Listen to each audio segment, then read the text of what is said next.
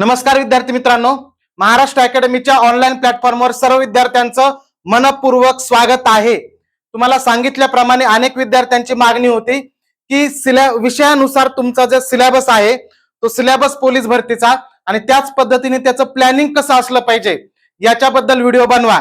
आणि त्याच पद्धतीने आपण आता जीएस जो की सगळ्यात महत्त्वाचा विषय पोलीस भरतीमध्ये असतो त्या विषयाचे पूर्ण आपण डिकोड करणार आहे। तो विषय डिकोड करणार आहे म्हणजे नेमका कशा पद्धतीने त्याचा पॅटर्न असतो, कशा पद्धतीने तुम्हाला अभ्यास करायला पाहिजे आणि तुमचं नियोजन कशा कशा पद्धतीने असलं पाहिजे, कोणत्या विषयाला किती भर दिला पाहिजे याच्याबद्दल आपण सविस्तर याच्यामध्ये डिटेल डिस्कस करणार आहोत। तर बघा सुरू करूया। आता 25 पैकी 25 मार्क्स जेवढे इतर विषय म्हणजे गणित, बुद्धिमत्ता, मराठी किंवा याच्या सोपं आहे तेवढं जीके मध्ये तेवढं सोपं नाहीये, लक्षात ठेवा।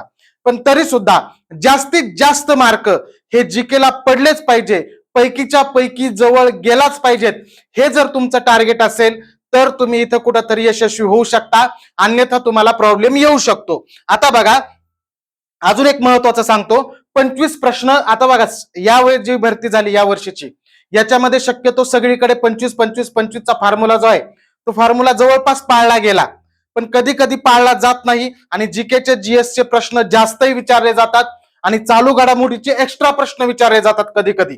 म्हणजे बघा 25 प्रश्न हे जीएसचे विचारले जातात आणि त्याच्यामध्ये चालू घडामोडीचे प्रश्न 25 मध्ये धरले जात नाहीत, एक्स्ट्रा विचारले जातात। मग जेवढे एक्स्ट्रा विचारतील तेवढे मराठी, गणित, बुद्धिमत्ताचे प्रश्न हे कमी होतात। मग त्यामुळे ही मेंटॅलिटी ठेवायची आपण की जीकेचे प्रश्न जास्त सुद्धा विचारले जाऊ शकतात आणि त्याच्यामुळे आपल्याला त्याच्या तयारीला तशा पद्धतीनेच लागणं आवश्यक आहे।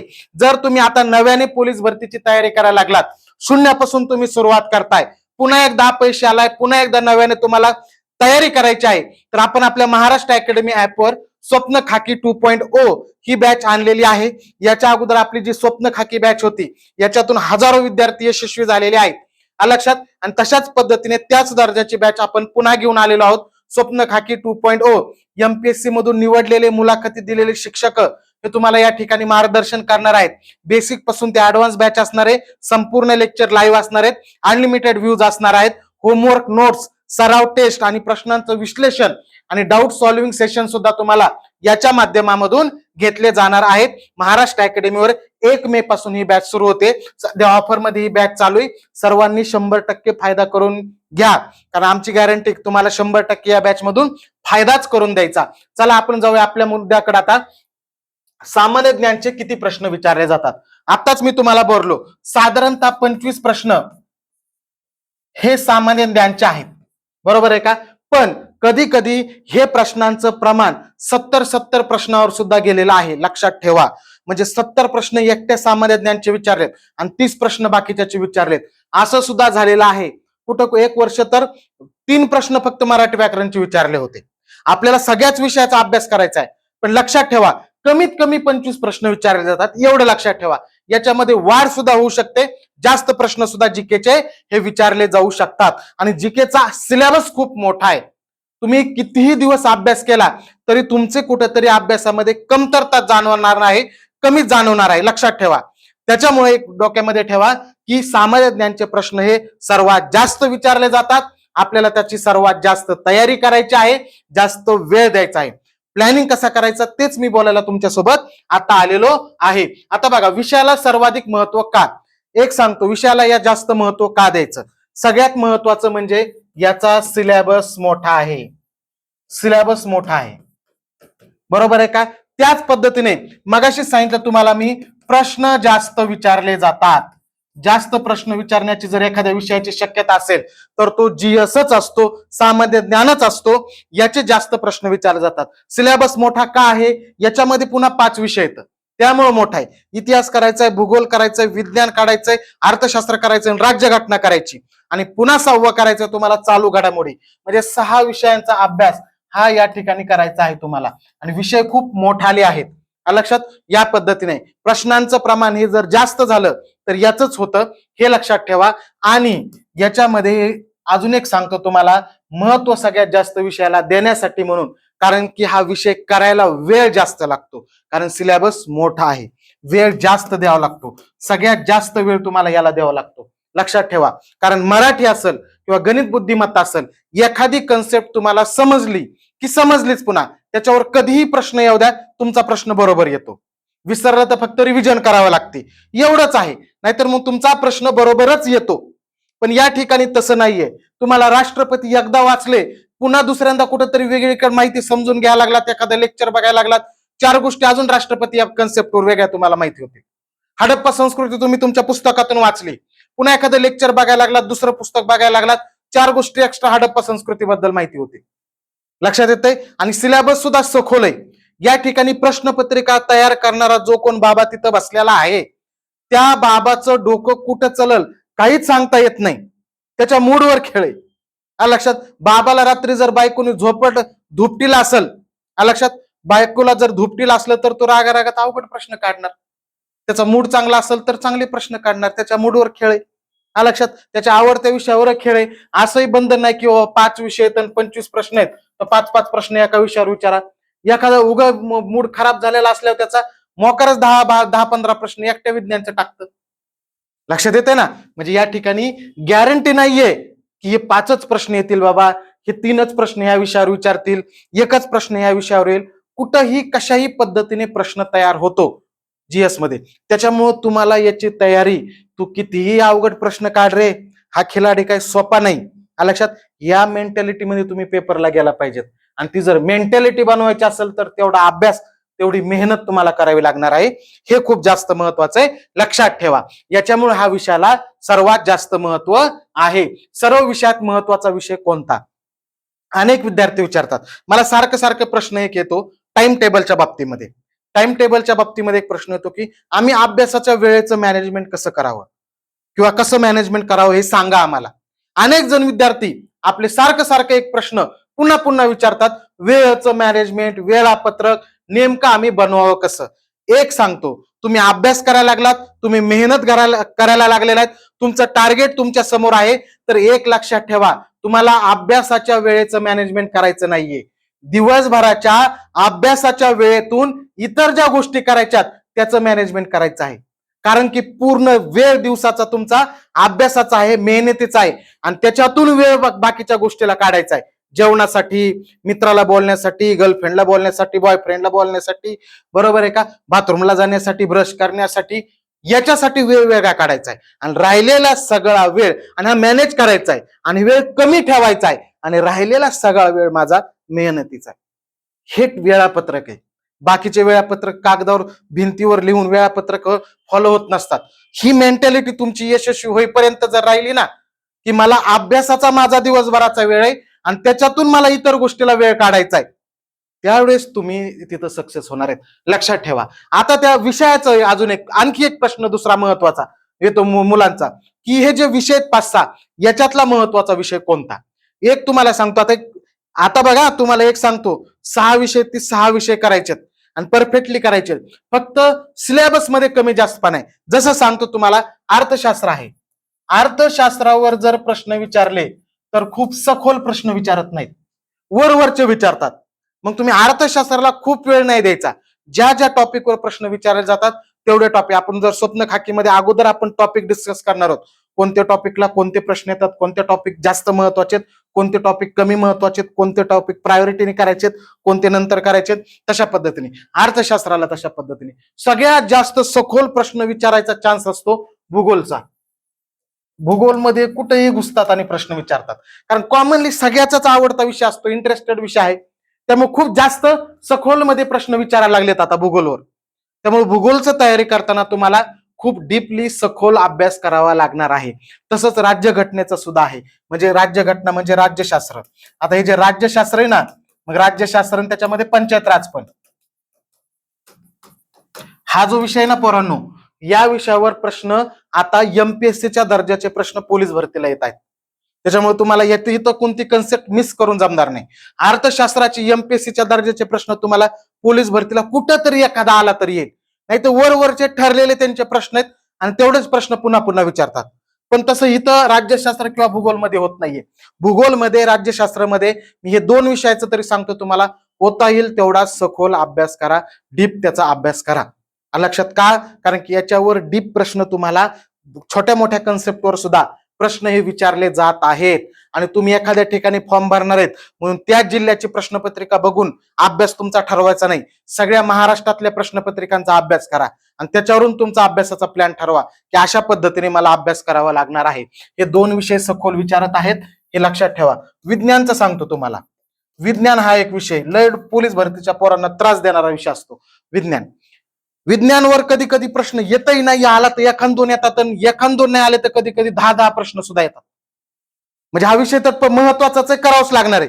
मी म्हणत नाही कमी प्रश्न येतात, पण विज्ञानचा असा आहे की एक ठरलेल्या कन्सेप्ट आहेत, तेवढ्या कन्सेप्ट तुम्ही केल्या की जास्त डीप मध्ये तिथं जात नाहीत. परीक्षेला प्रश्न तयार करणारा जो कोण बाबा असेल तो जास्त जात नाही इथं, म्हणजे डीप जात नाही. जेवढं भूगोल आणि राज्यशास्त्रामध्ये जातो तेवढं डीप मध्ये त्याच्यात जात नाही. इतिहासाचं सुद्धा तसंच आहे. आता विज्ञानचा तर सिलेबस खूप कमी, पण करायचा कंटाळा करतो आपण किंवा विसरता अनेक जणांचा आर्ट्स कॉमर्स बॅकग्राऊंड मधून जास्त त्यांना. पण हा जो विषय आहे सिलेबस कमी आहे याचा, तो कमी ना तर परफेक्टच करून ठेवायचं. राज्यशास्त्र भूगोलासारखं इतिहासासारखं अभ्यास करायची जास्त गरज नाहीये त्याला. लक्षात येते तुमच्या? ठरलेला आहे सिलेबस, ठरलेले प्रश्न येतं आणि तसेच प्रश्न विज्ञानाचे पुन्हा पुन्हा पुन्हा पुन्हा विचारले जातात. एखादा विचारला तर वेगळा प्रश्न विचारला जातो, पण इथं विचारायला खूप मोठा स्कोप आहे भूगोल आणि राज्यशास्त्र पंचायत राजमध्ये. म्हणजे या ठिकाणी तुम्हाला डिटेलमध्ये होता येईल तेवढं सखोलपणे अभ्यास करायचा आहे. इथं तुम्हाला प्रश्न जास्त विचारतात पण जास्त सखोलमध्ये अभ्यास करायची गरज नाहीये. लक्षात येते ना? म्हणजे मी फरक सांगतो तुम्हाला. अर्थशास्त्राच्या तर बेसिक कन्सेप्ट आहेत थोड्याशा, बरोबर आहे का? ठरलेले त्यांचे 5-6 प्रकरण आहेत, ते 5-6 प्रकरण करायचे, परफेक्टली करायचे, त्याच्या प्रश्नांचा सराव करायचा, विषय संपला. अशा पद्धतीने आहे. राहिला विषय इतिहास.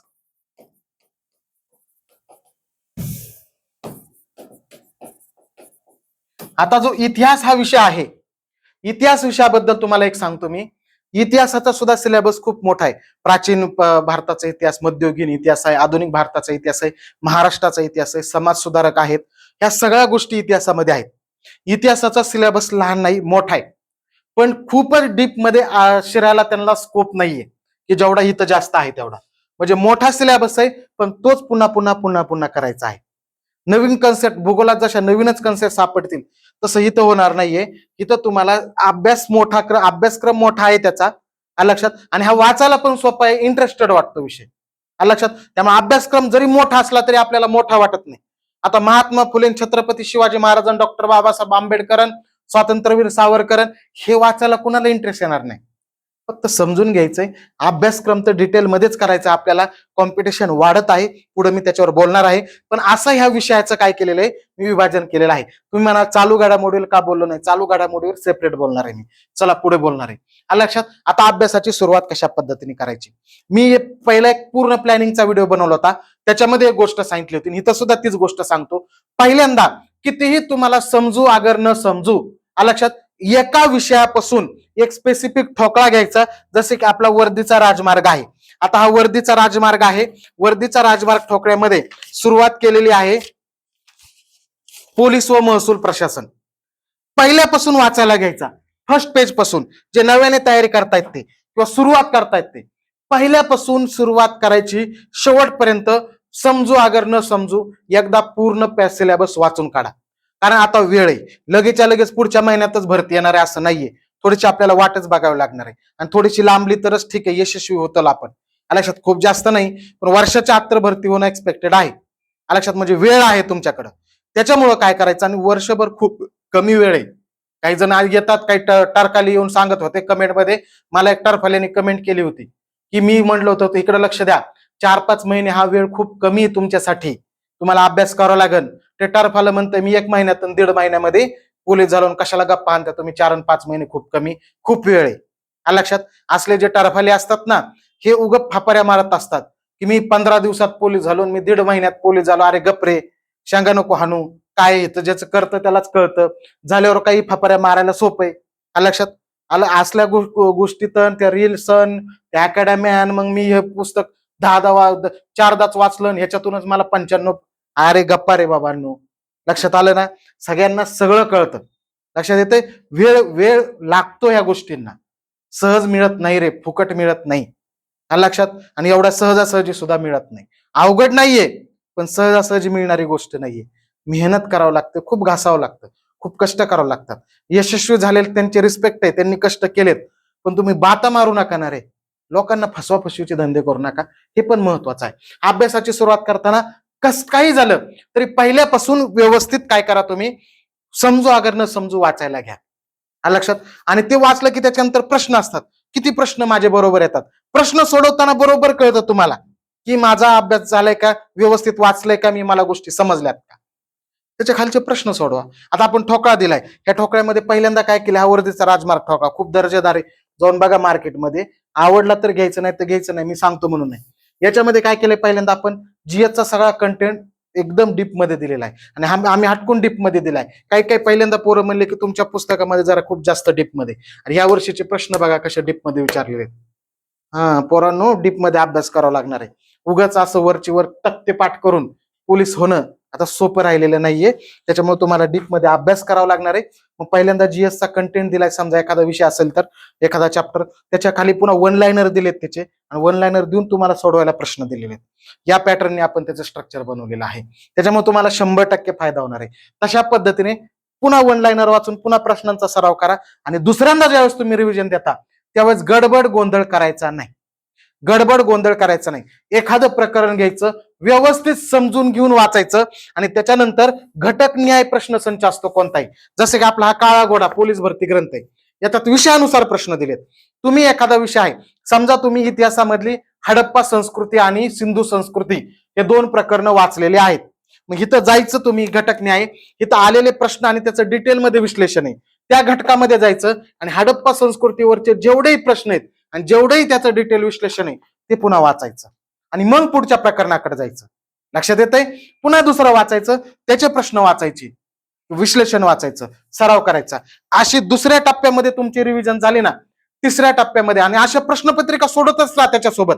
पण मग तिसऱ्या टप्प्यामध्ये तुम्ही काय करायचं, जीएसचा सांगतो मी फक्त, टेस्ट पेपर सोडवायला घ्यायचे, आणि प्रॉपर आठवड्यातून 1-2 टेस्ट, कमीत कमी 2 टेस्ट, जास्तीत जास्त किती सोडवा, सोडवतच राहायचं. जीएसचा एकच फॉर्म्युला आहे, रिव्हिजन आणि प्रश्नांचा सराव.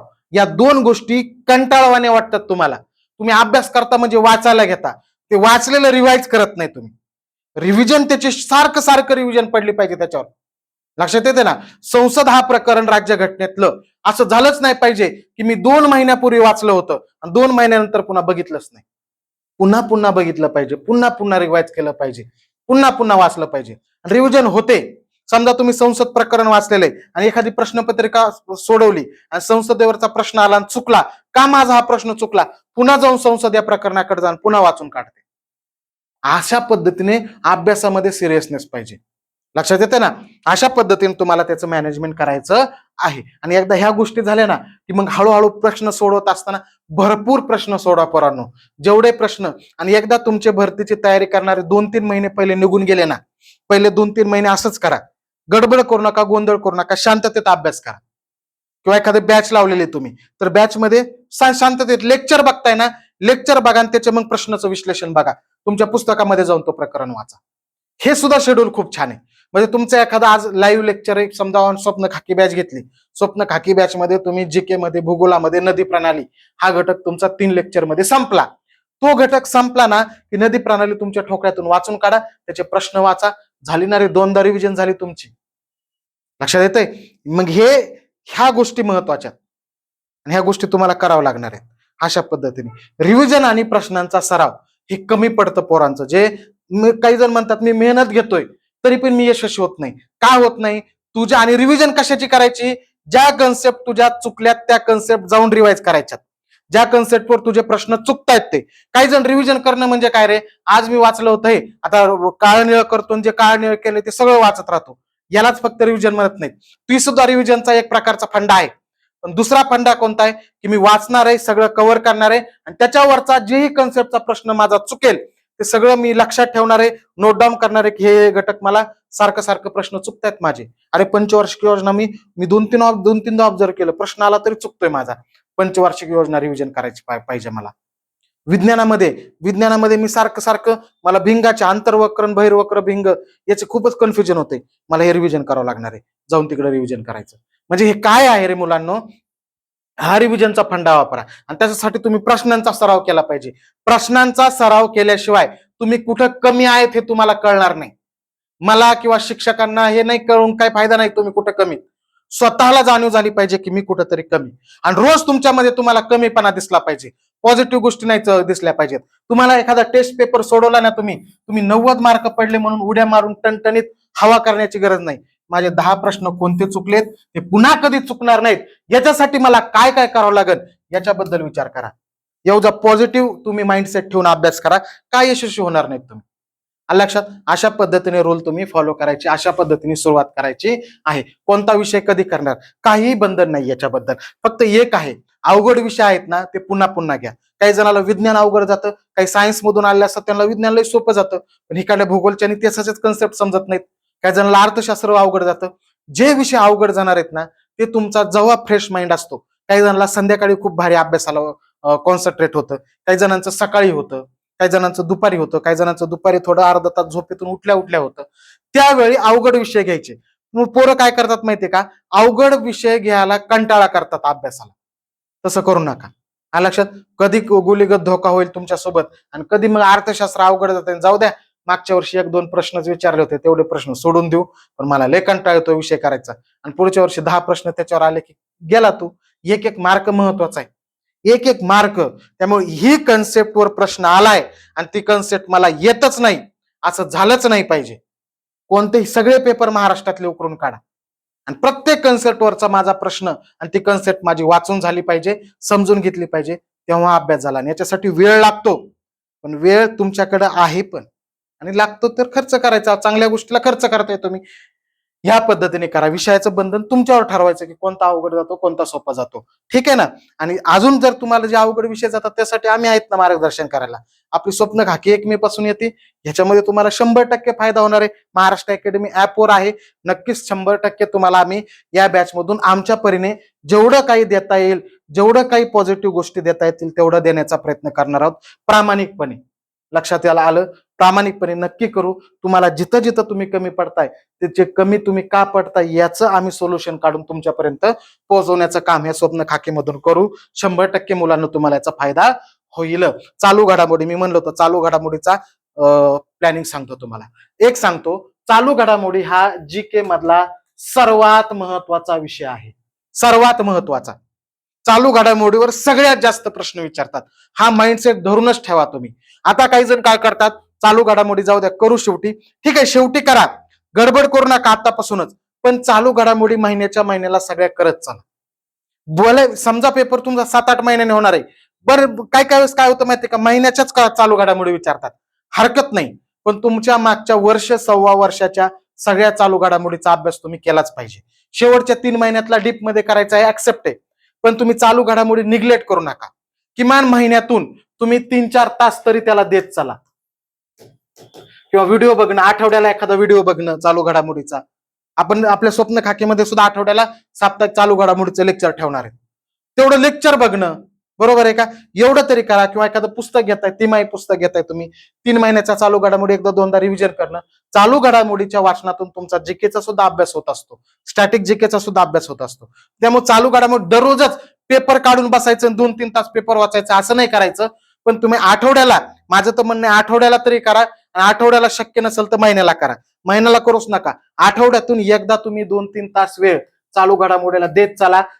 पहिल्यापासून देत चला, असं नाही की शेवटच्या टप्प्यातच द्यायचंय, पहिल्यापासून देत चला. चालू घडामोडीच्या अभ्यासाचा फायदा तुमच्या इतर सगळ्या अभ्यासावर होत असतो, प्लस चालू घडामोडीच्या कन्सेप्ट सुद्धा क्लिअर राहतात. शेवटी वाचून एखादी कन्सेप्ट शेवटी 8 दिवस पेपर राहिलाय आणि तेव्हा वाचून लक्षातच राहिल्याची गॅरंटी नसते. त्यामुळे रिव्हिजन लय महत्वाचे येतं. जीएस जीके रिव्हिजन आणि प्रश्नांचा सराव लय महत्वाचा, याला मी डबल सांगतोय तुम्हाला. लक्षात? त्याच्यामुळे तशा पद्धतीने करायचं. पुस्तकाच्या बाबतीमध्ये सांगतो तुम्हाला, ज्यावेळेस तुम्ही एक समजा वर्दीचा राजमार्ग हा ठोकळा आहे, आवडला तर हा घ्या, नाही आवडला दुसरा घ्या, पण ठोकळा घ्या. लक्षात? पण हा बघा नक्की. त्यानंतर काळा घोडा, क्रम सांगतोय तुम्हाला, आणि त्यानंतर पांढरा घोडा. आता मी इथं आपले पुस्तक आहेत म्हणून सांगितलं आणि सगळ्यात दर्जेदार आहेत म्हणून सांगितलं. लक्षात? या क्रमाने वर्दीचा राजमार्ग वाचायचा, पुन्हा काळा जोड्यातून रिव्हिजन करायची, आणि झालेल्या प्रश्नपत्रिका आणि त्याचं शॉर्ट मध्ये विश्लेषण पाहिजे असेल तर ते पांढऱ्या घोड्यामध्ये.